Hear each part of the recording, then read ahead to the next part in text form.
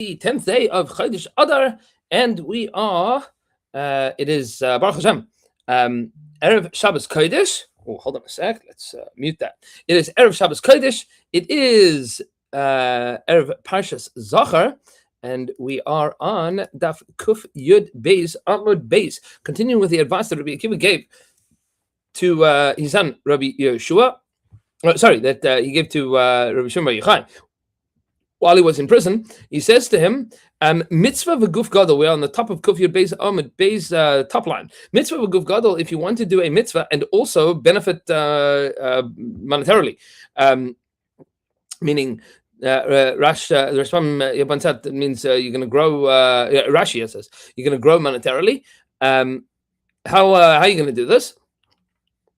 Oichel Peros, lend money to somebody that is in need. That's a mitzvah. But Oichel Peros v'lo schar, and in repayment, take the repayment as the peros, the fruit that is grown on that land, as opposed to getting paid back. Meaning, you lend money to somebody and you say, in exchange for the money that I'm lending you, you'll pay me back in the peros. So he doesn't lose anything and you gain something and you did a mitzvah. All of that is an excellent arrangement. Mitzvah v'guf tahar, if you want to do a mitzvah and also have a guf tahar, to have a pure body, not sully your body in any negative physicality. So what you should do is naisa isha. You should get married to a woman v'lo banim and have children. So there's a debate in the Rishonim here. Does that mean v'lo banim, that you have already had children and therefore getting married is simply going to be in order to be able to be mesamech your wife because you've already fulfilled the mitzvah of having children, or v'lo banim and have children with her, or the way that the Ben Yoyada explains mitzvah v'guf tahar. If you do the mitzvah of getting married v'guf tahar and your body remains pure, meaning you don't have you don't follow your sexual inclination, then noisa isha, then you will get married v'lo banim, and you will have sons because you will be interested in your wife's pleasure more than your own, which the Gemara then says, and this is Rashi at the beginning of Parshas Tashria, Ishakti Tashria v'yalda zachar, that if a man is conscientious about ensuring that his wife gets pleasure before he does, then he will be zachar to banim. He will have male heirs.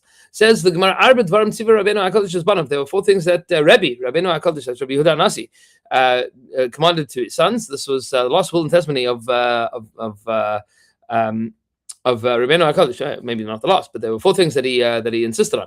Al Tadur Shech Naziv. Don't live in Shech Naziv, this town in Bavel. Don't go there. Don't go to that town in Bavel. Mishum de Leitzani Hava, because the inhabitants there are Leitzanim. They are scoffers.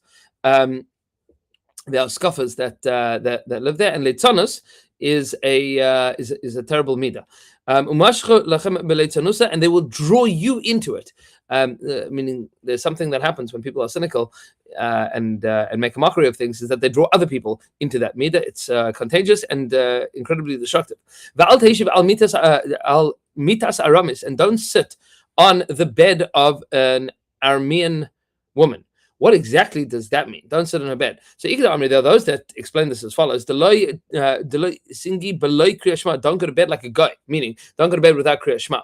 There are those that said don't get married to a convert. What should be so wrong with getting married to a convert? This was the instruction that Rabbi had for his children. That's not for everybody, but for his children, Beis HaMalchus, they were malachim. So there was a concern about people lichara, and this is the issue that the Syrian community had, that they were very wealthy and very prominent. And there was a concern that people would marry them because of their wealth and prominence, not because they would convert to Judaism because of that, and then they would end up making problems and have issues. Okay, are those that say that don't sit on the bed of an Aramean woman means literally. Like the story that happened to Rav Papa, that the Gemara tells us that Rav Papa was once told to sit on the bed of a particular woman, meaning he went to collect debt, and she said, "Come and sit over here." And her baby had died, and when Rav Papa sat on the bed, she tried to accuse him of killing the baby. And don't evade the tax collectors. Meaning, don't cheat on your taxes. That obviously that would be gneva. No, but don't run away from the tax collectors meaning even though they are taking taxes from you inappropriately, maybe they will find you, and then they will take away everything that you have. Don't stand in front of an ox when it is coming up from a swamp, meaning when it's finished drinking, because the satan is dancing between its horns. So be very careful of oxen in the wild. Amar Rabbi Shmuel says that Rabbi Shmuel b'shachar v'yom Nisan. We are talking about a black ox in the days of Nisan, meaning in the springtime. That's when they are particularly dangerous. Tani Rav Oshia says, Rav Oshia marachikin mishartam chamishin ama. We should stay away from a tame ox. Shartam hasn't done any damage. You should stay away from him 50 amas. Mishar muad. And from a forewarned ox, an ox that has already done damage, as far as the eye can see, stay away from him, meaning get out of sight. Even if the ox is in the middle of eating, run away to the roof and push away the ladder from underneath you, meaning climb up to the roof and chuck away the ladder. Now, obviously, we should point out oxen don't have opposable thumbs; they cannot climb ladders. It's the Rashban points out here. It means that it's a rivusi. This is obviously an exaggeration. It means stay far away from wild oxen, certainly in Nisan, and certainly if they are black oxen. Amar Rav says, now talking about animals, how do you get animals to move? And here's the Torah. If you want to drive an ox, what do you say? Hein hein. That's the sound that you make when you want to drive an ox. Nisa the aria, the cry of a lion, is zeh zeh. If you want to get a lion to move, you say zeh zeh. Nisa the gamla, the cry of a camel, is da da. Nisa the arba, and the ship's cry, if you want people, human beings on a ship, to row, the cry is heleni haya hila vehiluk hulia. Which are all kind of cries. Now, this whole thing is very peculiar. Does this actually mean that it works or does it not work? So the Meshech Chochmah points out here, the Meshech Chochmah in Sefer Shmos notes that you see that there is a big difference between the way that animals work and the way that human beings work. Animals work by repetition. Hein, hein, zeh, zeh, da, da. But if you want human beings to do something, you have to have a variation in the argument. You can't just get people to do things by repeating the same thing over and over again. Human beings are not mekabel instruction the same way that animals are. So you have to have variation and dialogue and communication in ways that are not just simple training. You need to be able to express these things in different ways, which is helni, hiya, hila, hiluk, hulia. You have to explain it in different ways. And all of this is a remez to the difference between human beings and animals. Amar Abaye said, dag levanim there are a bunch of things that are bad for davar acher. Davar acher means leprosy. They don't want to say what it is. So what are these things? We're going to go through the list here. Abaye said, skin. Leather. What's the problem? That means mandigani mashcha de tzila, somebody that sleeps on the unfinished hide of a tanner, meaning it's leather that is not finished yet. Dag means shibuta. Shibuta b'yom Nisan. That's the danger here. The shibuta fish in the days of Nisan. I was looking up different explanations what exactly shibuta is. Might be a mullet or it might be a sole. There's a couple of different explanations, but this fish in Nisan is dangerous.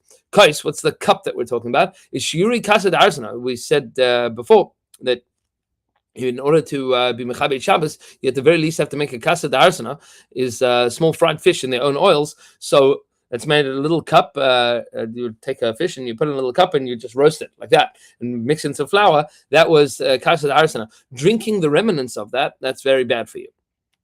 Chamin, what is chamin? That's hot water. So the chamim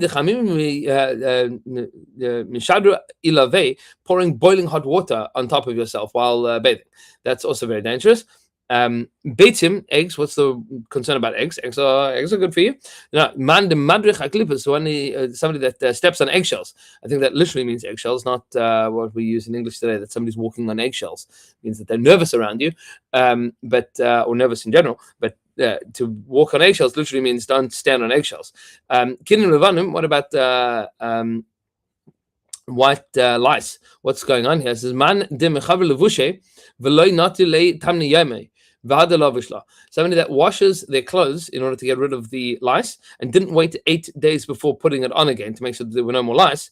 So bari and hanach kinim, the lice that are in it could still reproduce. So you need to wait 8 days to make sure that it is free of lice. And now there's an interesting shallow whether that is true bisman azeh as well. And apparently the Chazon Ish was makbid that whenever he washed his clothing, he wait 8 days before wearing that tim atom again. The kashan of Acher, and they are likely challenging to cause something else, meaning leprosy. Amar Abaye, Amar Papa. Papa says, based the isbe shuna. Continuing, kashan of Acher period. Sorry, they all could cause leprosy. All of these things. Amar Papa says, Besa, and now we're going on to the first very white line. The first white line. Besa the Isbe Shuna, a house that has a cat. Loi nail bar inish below Masani. Don't walk into that house without shoes on. What's the reason? My time. Mishum de Shuna katal chivya. Because cats kill snakes. Va'achale, and they eat them. Ve'isbe bechivya garmi ktini, and the snake has little bones. And if one of these little bones gets stuck in your feet, nothing. You'll never get it out. And it'll be dangerous. I mean, you could end up with basically a splinter from a snake bone stuck in your foot forever. You can never get that out. Even Amri, there are those that said, a house that does not have a cat, person shouldn't walk into such a house when it is dark. If it doesn't have a cat there, my time, what's the reason? Because maybe there's a snake that's going to wrap itself around you, and you're not going to realize that there's a snake wrapped around you, mistaken, and you'll be in danger. Meaning, cats are good not just to get rid of mice; they are good to get rid of snakes. Rabbi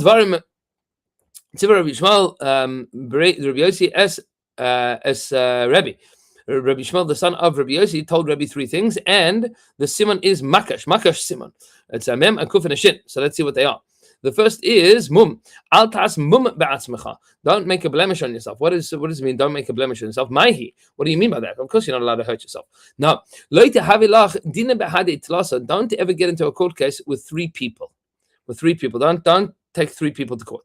Why? Because one of them is going to say, fine, I'll be the guy that you are litigating against. Or Trey Sahadi. And the other 2 will be witnesses against you. You'll end up with a conspiracy.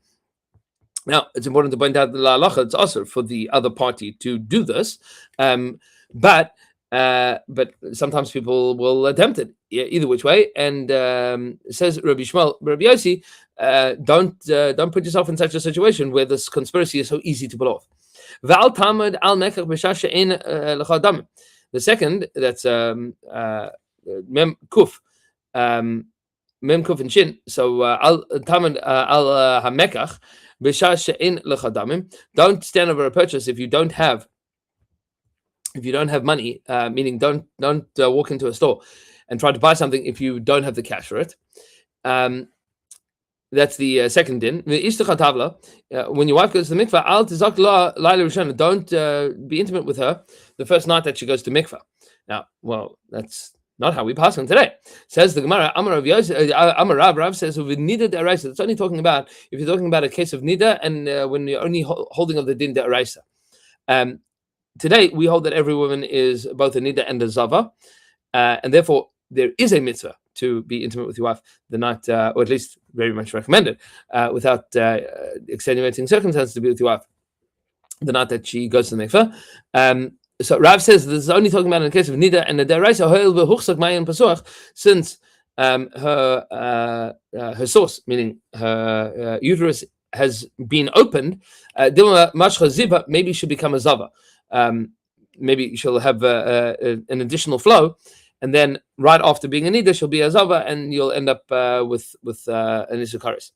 So the advice is wait a night before doing that. Of course, that doesn't apply today. Today, we recommend that once 5 days have gone by, or 4 days for Zardim in some circumstances, and then 7 days, the wife goes to the mikveh, so you should be with her immediately. Shlosh Dvarim, Tziva Rabbi Yossi, Rabbi Yehuda es Rabbi. And there are three things that Rabbi Yossi and Rabbi Yehuda told Rabbi. They are, don't go out by yourself at night, and don't stand naked in front of a candle, meaning don't be undressed when the lights are on, and don't go into a new bathhouse, maybe the floor is going to cave in. If anybody has seen, there's some areas, you can still, if you go up to Maseches, so you see the ancient Roman bathhouses. So what they had was a floor that they would have very hot smoke and steam that would be pumped through it. And then they had a clay floor that was put on top of it. And then you went into the water, there was another, but if the bottom of it was hollow, so if anything cracked, so you'd have a problem, and everything would collapse. It'd be very dangerous. Ad kama, how far do you have to wait until it's no longer a new bathhouse? Rabbi Shubin Levi says, Rabbi Shubin Levi, ad yud beis chodesh, you have to wait a full year, 12 months to know that the bathhouse is no longer dangerous. Don't stand in front of the candle naked. The Tanya, because we have a brayso, if you stand in front of the candle naked, you could become harmed by this. You could become limp or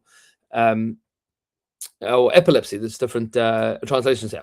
And somebody that has relations by the light of the candle will have children that are not healthy. Tanaraban, Bryce says like this: if somebody has relations on the bed that a baby or a child is sleeping on, then that child is also going to be nichva. And they didn't say that's only if he's not a year old. But if he is a year old already, no concern with that. And it was only said it's only if he is sleeping at their feet. But if he's sleeping by their head, there's no concern with us. This shalik comes up with new parents, especially new parents who are nervous of where's the child sleeping, trying to find time for intimacy. The shalik comes up, although most of the time babies are not sleeping in their parents' bed at that point in time. And we only said this if he didn't put his hand on him. But if he's putting his hand on him, then there's no concern of it. Meaning the concern is through the movement of the parents on the bed, the child is going to be hurt. And being able to be conscious of where the kid is will be able to ensure that that doesn't occur. Okay, so what does Al Tisei Yichidi B'Layla mean? Don't go out by yourself at night. The Tanya, we have a brayso. Lo yatsa Yichidi B'Layla, don't go out at night by yourself. V'lo b'leilu revius. Shabbos, not on Tuesday nights and not on Shabbos nights. Because that's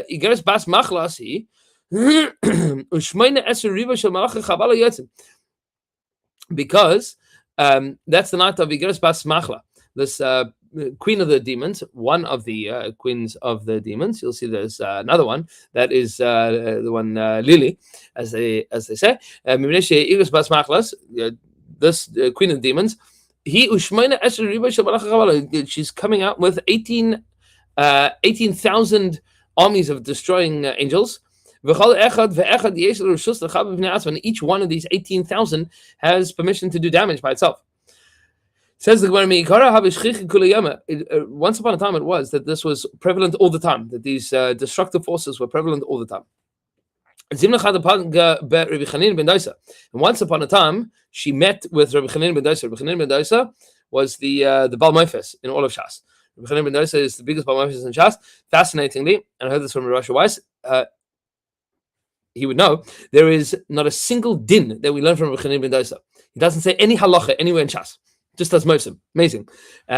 He is the father-in-law of Rabbi Shimon Bar Yochai.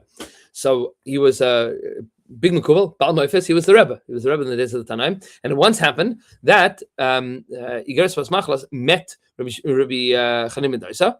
Amrle, she said to him, Ilav de Mecharsan alach berakia, Izar bechanina v'tarasa. If not for the fact that in Shemayim they announced, be careful about Chanina and his Torah, Sakantich, I would have put you in danger. Emarla, he said to her, if I am so chashiv in Shemayim, goizer ani alayich shaloi tavri b'yishuv la'olam. Well, then I forbid you that you should never be able to come into the yishuv, into any settled places ever again. He says to if I'm so chashiv, great. So I can make the gzera, and now you've finished. Amrale, she said, please, I beg you, Shavakli Ravcha Purta, give me a little bit of room. Shavakla Lele Shavas Lele Revius. So he said, fine. You can come into the yishuv at night, on Tuesday nights and on Friday nights. Those are the nights that you can come into the yishuv. And then, I suppose years later, she met with Abaya. Abaya was well into the times of the Amorai, many generations later. Amrale, and she said to him, if not for the fact that they announced about you in Shemaim, Yizar ben Nachmeni v'Tarasai, be careful about Nachmeni. That was probably his real name. Bet Nachmeni v'Tarasai. Have a sakantich, I would have hurt you. Amar la, he said to her, if I'm so chashav in Shemaim, I'll take up where Rabbi Chanin ben Dosa left off, and I'll say that now you're never allowed to come back into the yishuv. So Haka Chazin Davra, but you see that she does come. So how come this happened? Omri, I'll say, Hani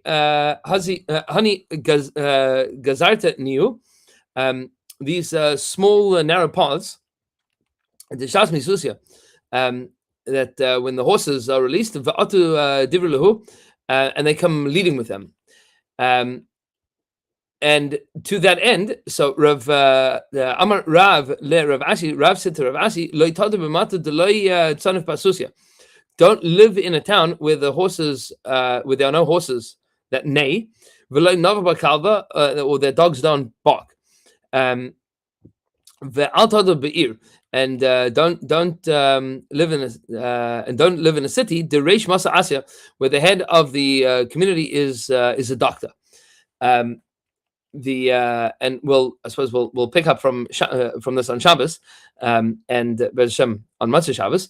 But this, to a certain extent, answers a lot of the question that we've had, which is like, what happened to all of these demons? So apparently they were banished, they were sent away, and they no longer have any influence in places of Yishuv, except for Friday nights and Tuesday nights, and only then in very, very small increments. So they do still exist a little bit, but not nearly as noticeable as they ever used to be. And Be'ezras Mizbarach will continue explaining with what exactly means that you shouldn't have doctors in charge of communities. We will continue with that on Shabbos and Matzah Shabbos. Wishing everybody a Freilichen Shabbos, Freilichen Shabbos Zacher, Freilichen Purim. We should be Zacher to see the end of Amalek and Nisim V'Niflas for all of Klal Yisrael.